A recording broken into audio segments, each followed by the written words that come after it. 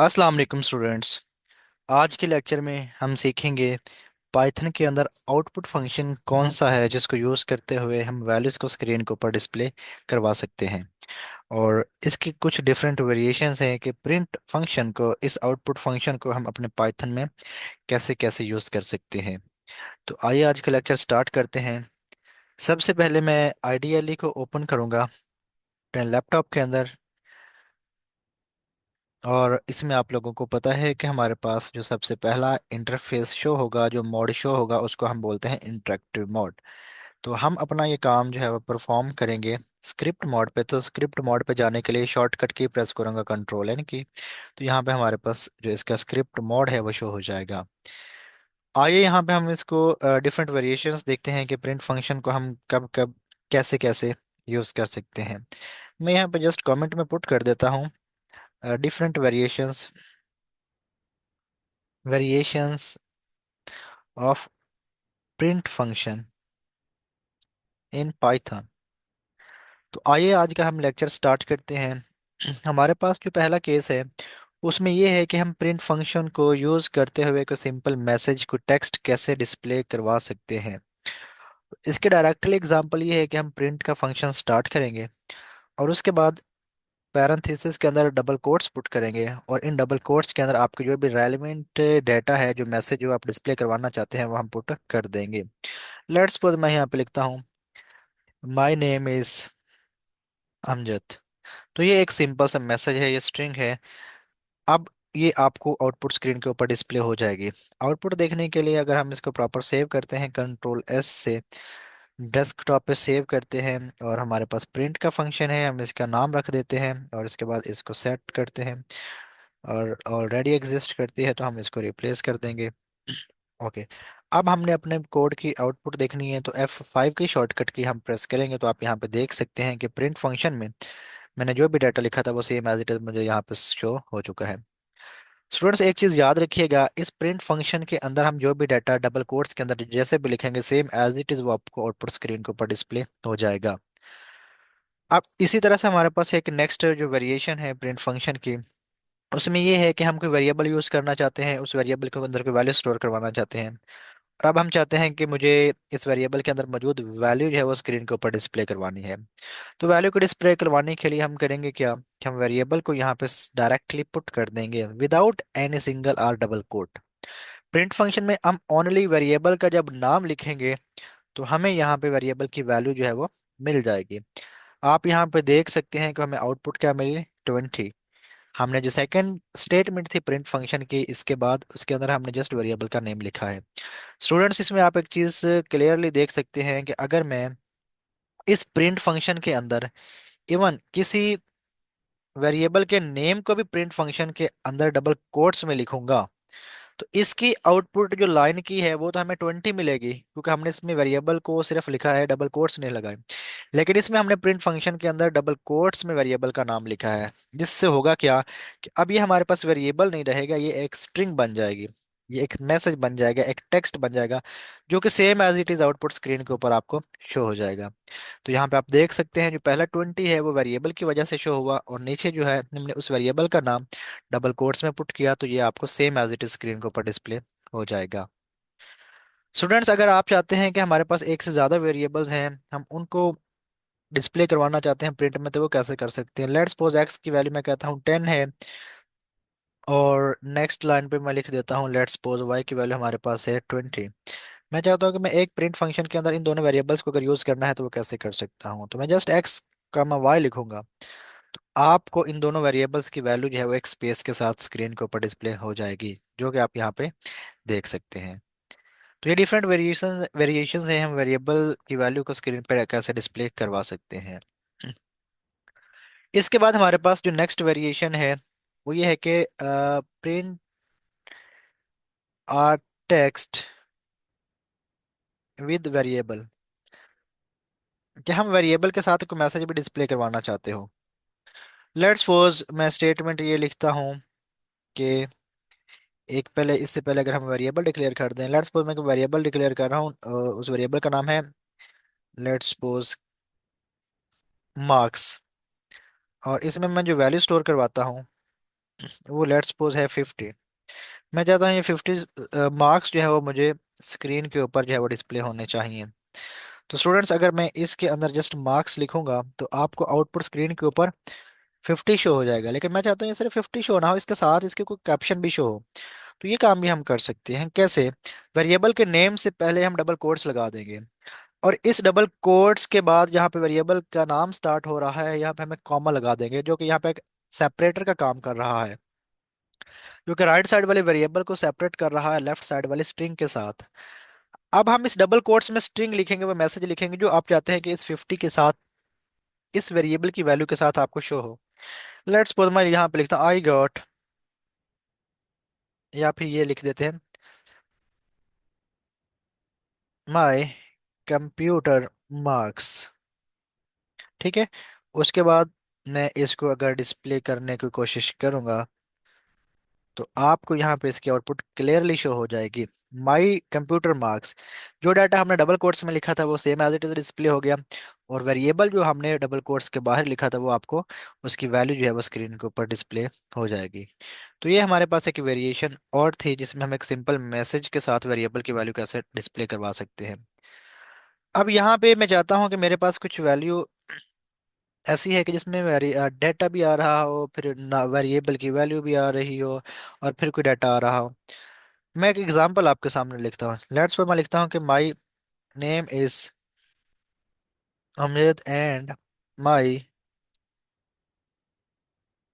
My name is Amjad and my age is, let's suppose लिखते हैं मैं 25, and my my height is, let's suppose 5.7। अब यहाँ पे आपने एक चीज को इवेलुएट करना है कि इसमें हमारे पास माय नेम से लेके इज तक ये एक सिंपल स्ट्रिंग है। उसके बाद मैं चाहता हूँ कि जो मेरा नेम है इसको भी मैं किसी ना किसी वेरिएबल में पहले स्टोर करवाऊँ फिर डिस्प्ले करवाऊँ। उसके बाद ये एज जो है ये भी मैं किसी वेरिएबल में पहले स्टोर करवाऊँ फिर डिस्प्ले करवाऊँ। और उसके बाद ये जो हाइट है इसको भी पहले मैं वेरिएबल में स्टोर करवाऊँ फिर डिस्प्ले करवाऊँ। तो ये काम हम कैसे कर सकते हैं? मीन्स कि हम ना कंबाइन कर रहे हैं स्ट्रिंग को वेरिएबल्स के साथ, कहीं पे स्ट्रिंग आ रही है कहीं पे वेरिएबल आ रहा है। तो इसको हम कैसे करेंगे? अच्छा, सबसे पहले हम वेरिएबल्स यहाँ पे यूज करते हैं, हम तीन वेरिएबल्स यूज कर लेते हैं। पहले वेरिएबल का नाम मैं रख देता हूँ नेम, और इस वेरिएबल के अंदर मैं अपना ही नेम जो है वो स्टोर करवा देता हूँ। स्टूडेंट यहाँ पे एक चीज क्लियर आपने देखी होगी कि जब भी आपने कोई भी नंबर, वो इंटीजर हो वो फ्लोट हो, मीन्स कि कोई होल नंबर हो कोई पॉइंट वाला नंबर हो, उस वैल्यू को वेरिएबल में स्टोर करवाने के लिए हम डायरेक्टली लिख देते हैं।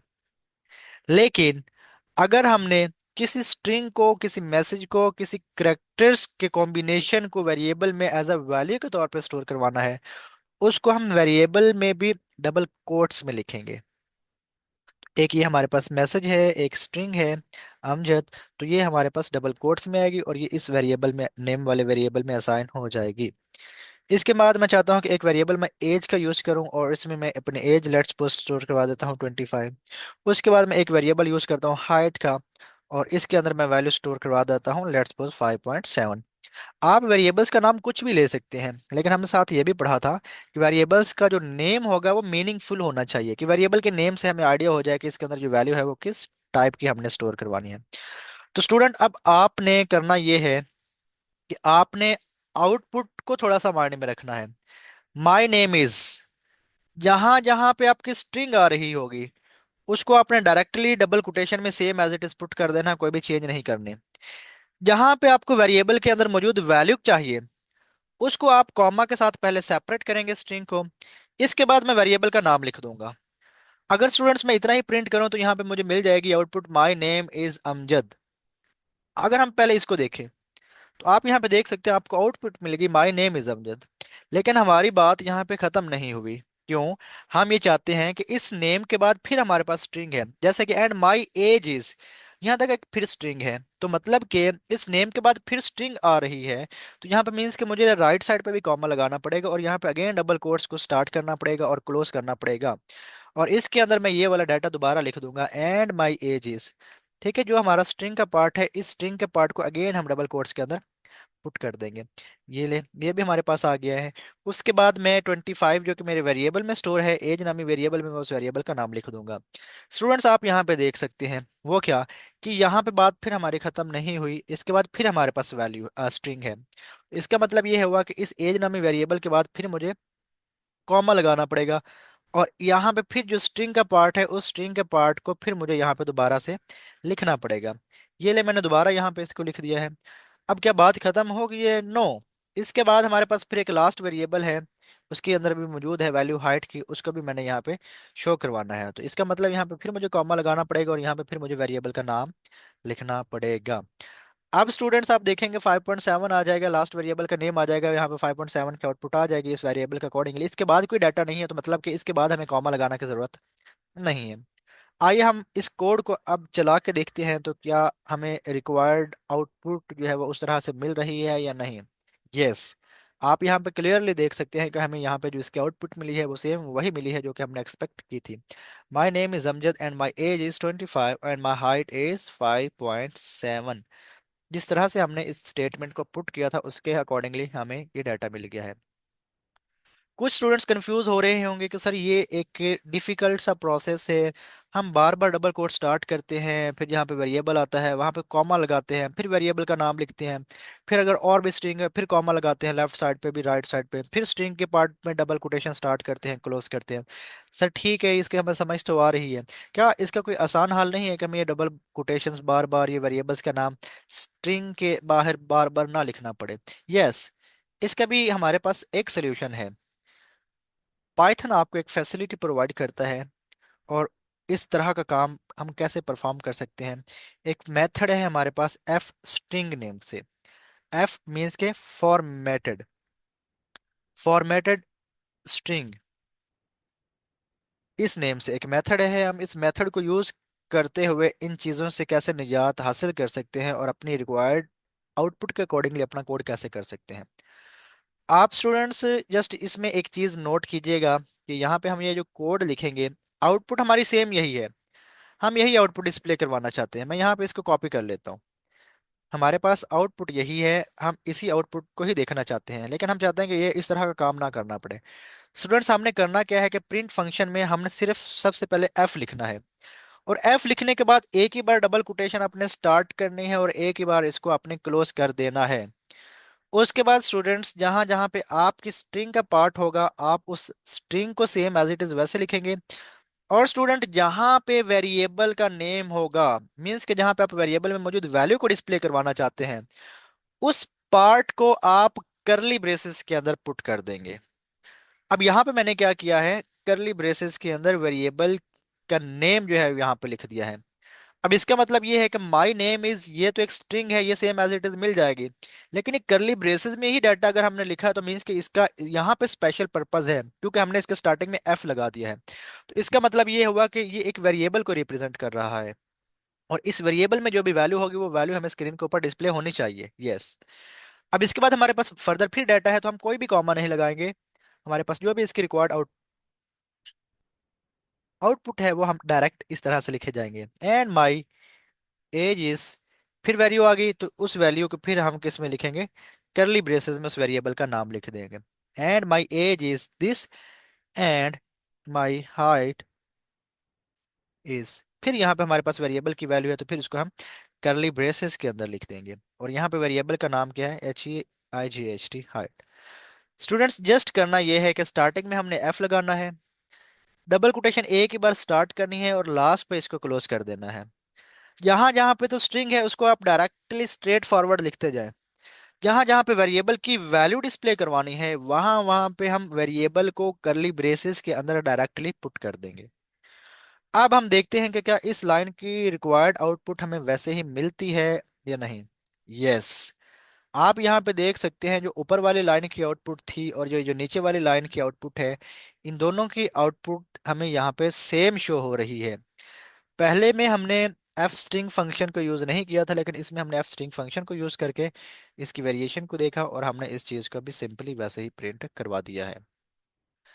तो आज के इस लेक्चर के अंदर हमने प्रिंट फंक्शन को कवर किया, प्रिंट फंक्शंस की डिफरेंट वेरिएशंस को कवर किया कि प्रिंट फंक्शंस को हम किस इन्वायरमेंट में कैसे कैसे यूज कर सकते हैं। आज के लेक्चर को हम यहाँ पे वाइंड अप करते हैं। इंशाल्लाह नेक्स्ट लेक्चर में हम एक नए टॉपिक्स के साथ मिलेंगे। तब तक के लिए अपना बहुत ख्याल रखिएगा। अल्लाह हाफिज़।